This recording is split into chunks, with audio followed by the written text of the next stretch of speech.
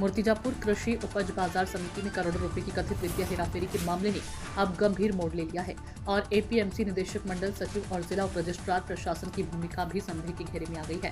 हालांकि अलका सुनील अग्रवाल, सुनील ब्रजमोहन अग्रवाल, केवल सुनील अग्रवाल और सलोनी केवल अग्रवाल के खिलाफ गंभीर मामले दर्ज किए गए हैं, लेकिन बाजार हलकों में इस बात को लेकर गुस्सा बढ़ रहा है कि सभी आरोपियों के खिलाफ कोई सख्त कार्रवाई नहीं की जा रही है। पुलिस जांच में सामने आई जानकारी के मुताबिक मुख्य आरोपी मानी जा रही अलका सुनील अग्रवाल ने सभी वित्तीय और व्यापारिक लेन देन केवल सुनील अग्रवाल को सौंप दिया था।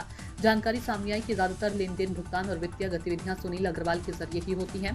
तो जब केवल अग्रवाल ही सारे मामले देख रहे थे तो आंदोलन लगातार अलका अग्रवाल की गिरफ्तारी की मांग क्यों कर रहा है, ऐसा सवाल अब बिजनेस हलकों में सामने आ रहा है। धनराज सपकाल की रिपोर्ट। मी सुरेश जोगळे, शेतकरी संघटना, विदर्भ राज्य आंदोलन समिती आणि स्वतंत्र भारत पक्षाचा जिल्हाध्यक्ष।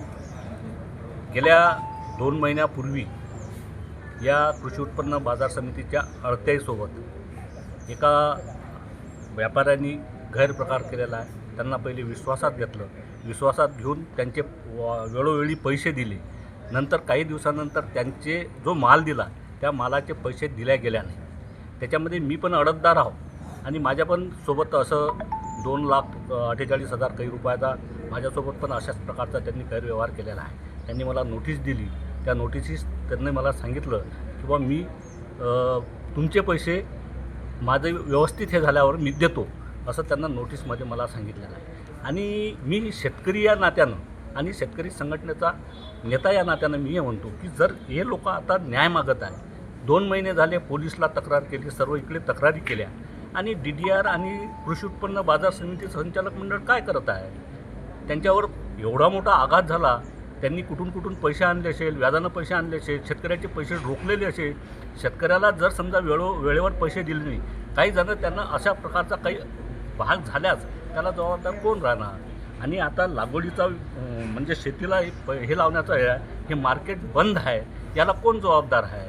ह्या सगळे प्रश्न लक्षात घेऊन या मार्केट कमिटी आणि DDR साहेबांना पण याच्यात लक्ष घालायला पाहिजे, कारण की त्यांच्या अंडरमध्ये येते हे सर्व।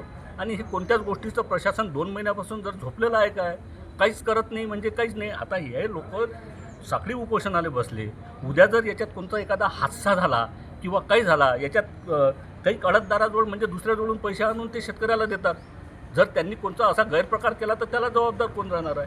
ह्या सगळ्या गोष्टी याच्यामध्ये येते।